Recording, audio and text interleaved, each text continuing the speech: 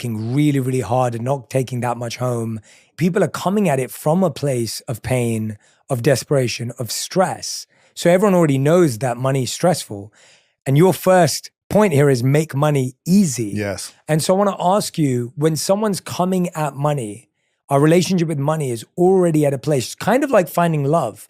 We're desperate for it. We're stressed by it. We're paralyzed by it. We feel the pressure for it. What do you do when you're feeling all of that? What's the first thing you need to do? Step one is you need awareness. And again, you probably say this so often and people probably heard this so frequently, but if you don't have awareness on your attachment style towards money and how your nervous system is when you receive money or when money leaves you, when you have to pay your bills or give money away, I want people to create just a scenario of awareness around how you feel and how you think when you receive money, when you pay money, when you look at your bank account, when you open your purse or your wallet, and just notice, how do I feel?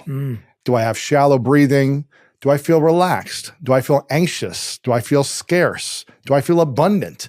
Just step one is have awareness on how do I feel and how do I think about my money?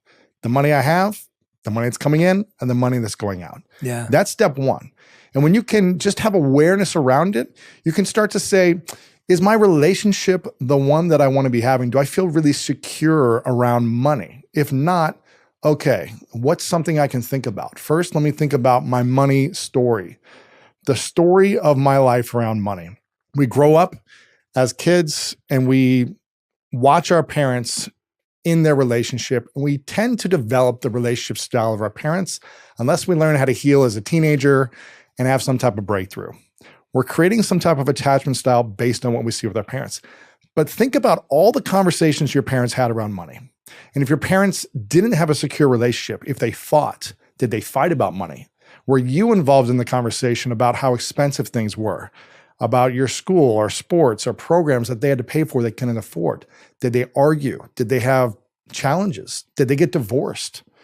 Money is one of the biggest reasons people get divorced. It's one of the biggest arguments in marriage as well.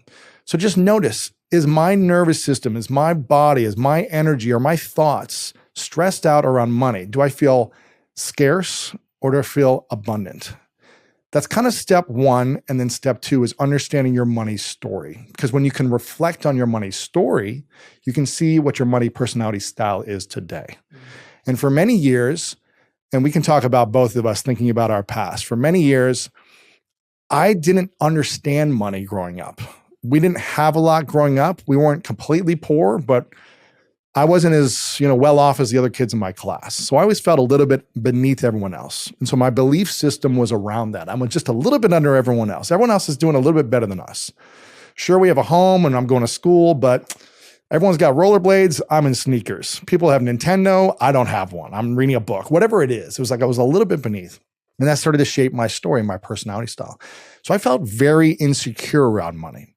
And when I got it, I got really excited, but I didn't know what to do with it.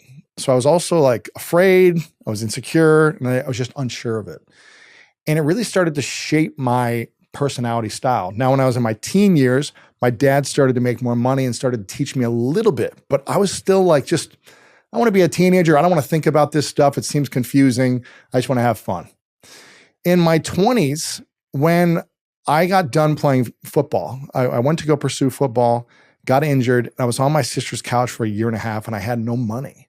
And I just felt like, how am I going to make this work? How am I going to make money? I don't know what my skills are. I don't know what my talents are. This is in 2008 when the economy was crashing. So it kind of felt like it is right now with inflation going up so much right now and people worried about money in the future. I didn't understand. And I needed to find money mentors to start teaching me how to learn about how I can receive money and spend it in a more efficient way. And that was kind of the journey of me starting to figure this out. But if we don't have the tools or the money knowledge, then we're always going to be stuck in our money story as our money personality style. And so it's getting to understand awareness. How does it feel when I receive money and I spend money? Yeah. What is the history of the story around money for me? Did my parents fight? Did I feel anxious around money? I used to steal a lot when I was a kid. So I had like some wounds around money. I had people steal from me as well. So I just had all these different wounds that I had to address and get clear on. And I had to learn how to start healing those money wounds. And again, I know this is the place to come to create more wholeness, to be healthier in your life, and to become more healed. And that's what I want for people, is to start to reflect on their money story. Yeah. Write down some of these things so you have awareness, first off, on why you think and feel the way you do around money. Yeah. Then you can start to see how your personality style towards money now is either helping you create more abundance or keeping you in scarcity and lack. And from there, we can start to have some breakthroughs. Yeah, let's talk about all three, because as I'm listening to you, I'm thinking that for most of us, when we get aware, we actually realize we don't even want to look at our finances. No. Right? That's how we all feel, because we're so scared and there's been such a fear built around money that it's like, I don't even want to know because I'm so scared. Now, when I get my paycheck, I'm thinking, oh God, I hope this covers my rent, my groceries, my bills, whatever else I've got to cover. And then that becomes your stress point. And then you're thinking, oh gosh, I haven't got enough to spend on this thing that I really wanted to do, or I wanted to do something for my kids or whatever it may be. So now there's stress. And so I think for most people, when you actually get awareness, you start realizing it's stress. And it's never enough. And it's never enough. I'm never making enough. And also, I've got $100,000 in student loan debt. I have this other credit card because I wanted to go on a